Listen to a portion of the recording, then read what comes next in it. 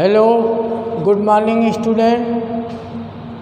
ये class 11 subject है आपका माइक्रो इकोनॉमिक्स, जिसमें चैप्टर फर्स्ट में आपका टॉपिक है production possibility schedule, preparation of production possibility schedule.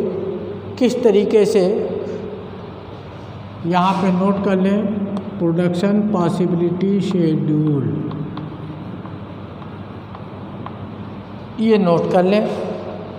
कैसे, किसको हम प्रोडक्शन पॉसिबिलिटी शेड्यूल कहते हैं। एक ये होता है कि कर्व होता है जो ज्योमेट्रिकल ग्राफ के थ्रू उसका रिप्रेजेंटेशन करते हैं, और ये न्यूमेरिकल जो नंबर में हम इसको रिप्रेजेंट करते हैं।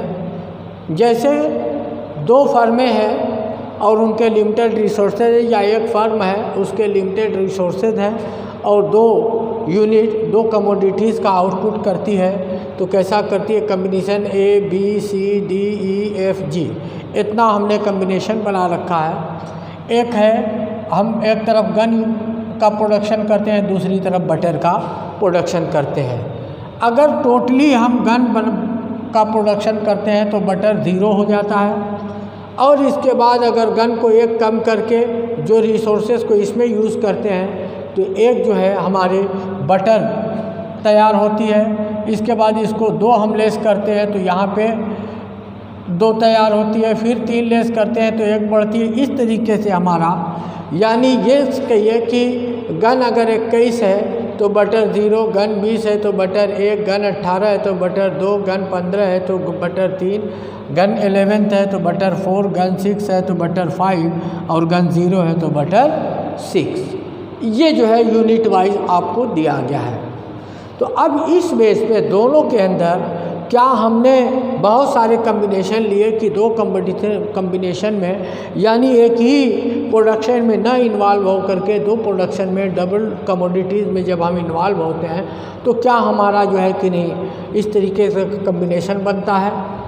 इस बेस में हम MOC मार्जिनल अपॉर्चुनिटी कास्ट को कैलकुलेट करते हैं। तो मार्जिनल अपॉर्चुनिटी कास्ट देखिए, यहाँ पर MOC 0 हो जाएगा, इसको 1 सेक्रीफाई करते हैं तो इसका एक एडिशनल यूनिट तैयार होता है। मीन ये 20 से 21 से 20 आता है तो 1 सेक्रीफाइज होता है, और ये एडिशनल यूनिट ये हो गया 1। तो 1 जो है कि नहीं, इसका एडिशनल MOC 1, इसके बाद 2, फिर 3, 4, 5, 6, कंटिन्यूटी इसके अंदर पाई जा रही है। अब यहाँ पे अगर रेशियो देखा जाए तो रेशियो में ये बताया कि MRO मार्जिनल रिटर्न ऑफ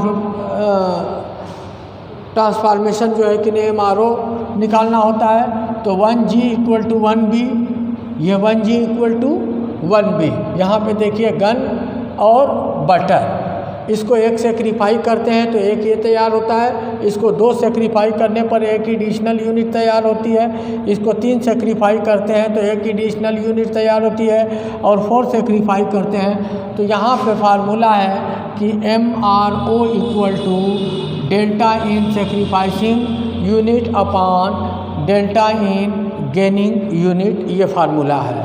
तो इस तरीके से मैंने आपको पूरी तरीके से मैंने प्रोडक्शन पॉसिबिलिटी शेड्यूल के बारे में समझा दिया है। अब आइए इसी को हमने दूसरी तरीके से रिप्रेजेंट करते हैं, या इसके बारे में समझा देते हैं। इसका एक्सप्लेनेशन पहले कर लेते हैं। नोट कीजिए, if the economy use all its resources to produce only gun, then maximum of 21 unit of gun and no butter can be produced point A। Point A में यह कहा गया कि अगर इकोनॉमी में टोटल हम गन का उत्पादन करते हैं तो बटर हम 0 यूनिट का प्रोडक्शन करेंगे। Second,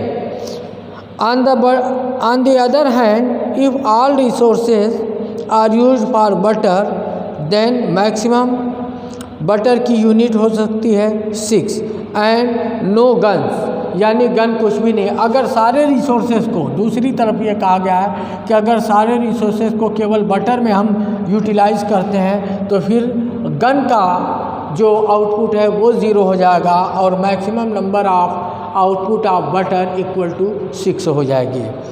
next, in between there are various possibility with difference combination of gun and butter. जैसा कि इस शेड्यूल से आपको पूरी तरीके से ये मैंने आपको ट्रांसफॉर्मेट करके समझा दिया है। तो मार्जिनल अपॉर्चुनिटी कॉस्ट के बारे में अब आप लिखिए। Marginal opportunity cost refer to the number of unit of commodities sacrifice to gain one additional unit of another commodity. Note कर लिया आप लोगों ने, आगे बढ़िए।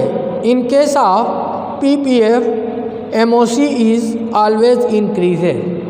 अगर पीपीएफ के बारे में बताया गया है कि पीपीएफ के बारे में, तो MOC always increases. More and more unit of commodity have to be sacrificed to gain an additional unit of another commodities. इसका चार्ट भी, इसका ग्राफ भी बना हुआ है। ग्राफ को कोशिश कीजिएगा कि हाँ, ये देखिए संदीप गर्ग की बुक से ये है, पेज नंबर 1.11। ये संदीप गर्ग का पूरा शेड्यूल है, इसलिए बहुत ज़्यादा जो है कि नहीं लिखने का टाइम नहीं है, मैं आपको एक्सप्लेनेशन के जरिए समझा दिया हूँ।